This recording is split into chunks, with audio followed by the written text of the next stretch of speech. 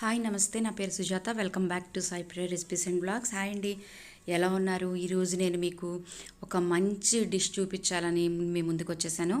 అదేంటంటే కాకరకాయ పులుసు అండి.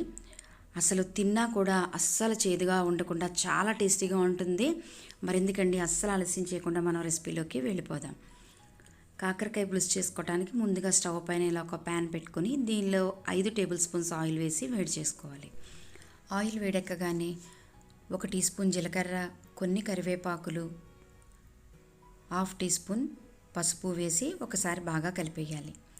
ఈ విధంగా బాగా కలిపేసిన తర్వాత 2 పెద్ద ఆనియన్స్, 3 పచ్చిమిర్చిని ఇలా ఫైన్గా చాప్ చేసుకుని వేసుకోవాలి.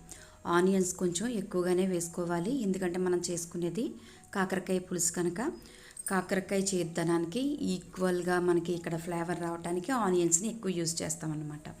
ఈ విధంగా ఆనియన్స్ వేసుకున్న తర్వాత వీటిని ఒక్కసారి కలుపుకోవాలంతే, అసలు ఫ్రై అనేది చేసుకోవద్దు.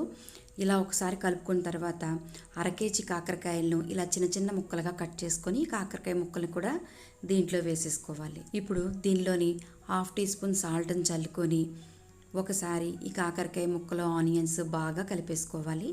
ఈ విధంగా కలిపేసుకున్న తర్వాత దీనిపైన మూత పెట్టేసి స్టవ్ ఫ్లేమ్ని సిమ్లో పెట్టి వీటిని గోల్డెన్ బ్రౌన్ వచ్చే వరకు కూడా ఫ్రై చేసుకోవాలి. అయితే ఫ్రై చేసుకునేటప్పుడు మధ్య మధ్యలో మూత తీసి మనం కలుపుతూ ఫ్రై చేస్తూ ఉండాలన్నమాట.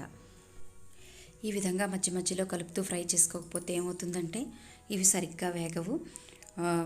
ఈ కాకరకాయ ముక్కలన్నీ కూడా గోల్డ్ కలర్ వచ్చే వరకు ఫ్రై చేసుకోవాలి. చూడండి, వీడియోలో చక్కగా గోల్డ్ కలర్ వచ్చేసినాయి, అంటే ఇవి చాలా బాగా ఫ్రై అయిపోయాయి. ఇప్పుడు దీనిలో 1 టీ స్పూన్ ధనియాల పొడి చల్లుకొని ఒకసారి కలిపేయాలి. తర్వాత దీనిలోని 2 టీ స్పూన్ల పంచదారను వేసుకోవాలి. మీరు కరెక్ట్గానే వింటున్నారండి, పంచదారే వేసుకోవాలి. ఎందుకంటే కాకరకాయకున్న చేదుతనానికి మనం వేసే చింతపండుకి పంచదార కానీ బెల్లం కానీ వేస్తే అమోఘంగా వస్తుంది పులుసు అనేది. ఇప్పుడు దీనిలో 1 టీ స్పూన్ కారం వేసి ఒకసారి బాగా కలిపేసుకోవాలి. ఈ కారం పంచదార రెండింటినీ కూడా ఒక 2 నిమిషాల పాటు బాగా ఫ్రై చేసుకోవాలి. ఫస్ట్ మనం 1/2 టీ స్పూన్ సాల్ట్ వేసాం కదా, దీనిలో మీ రుచికి సరిపడా సాల్ట్ని కూడా యాడ్ చేసుకోవాలి. వేసిన పంచదార కారం అన్నీ కూడా బాగా కలిసి బాగా మంచి కలర్ వస్తుంది 2 మినిట్స్ ఫ్రై చేయడం వల్ల. దీనిలోని చింతపండు పులుపు వేసుకోవాలి.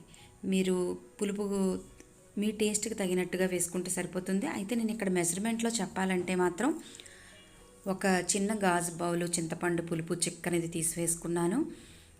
లేదంటే మీరు ఒక పెద్ద నిమ్మ సైజు అంత చింతపండు నానబెట్టి అయినా సరే వేసుకోవచ్చు. అయితే చింతపండు పులుపు 1 కప్పు వేసుకున్నాను కదా, అలానే 2 కప్పుల నార్మల్ వాటర్ని యాడ్ చేసుకున్నాను. అంటే టోటల్గా 3 కప్స్ వాటర్ వేసుకున్నాను అనమాట. దీన్ని ఒకసారి బాగా కలిపేసి ప్యాన్ పైన మూత పెట్టేసి మనం వేసిన ఆయిల్ అంతా కూడా బయటికి తేలి వచ్చే వరకు సిమ్లోనే దీన్ని ఉడికించుకోవాలి. చూడండి, ఆయిల్ చక్కగా బయటికి తేలి వచ్చింది కదా. ఈ విధంగా ఆయిల్ అంతా బయటికి కనిపించేలాగా వచ్చే వరకు మనం స్టవ్ ఫ్లేమ్ని సిమ్లో మాత్రమే పెట్టుకుని ఉడికించుకోవాలి. చాలా కలర్ఫుల్గా కనిపిస్తుంది కదా. ఈ కర్రీ ఇంకా రెడీ అయిపోయింది. స్టవ్ ఆఫ్ చేసేసి దీన్ని మనం వేడివేడి అన్నంలో చక్కగా ఇంత కూర వేసుకుని తింటే చాలా చాలా టేస్టీగా ఉంటుంది. అంతేకాదండి, చేదు అనేది అస్సలు ఉండదు, చాలా రుచిగా కూడా ఉంటుంది.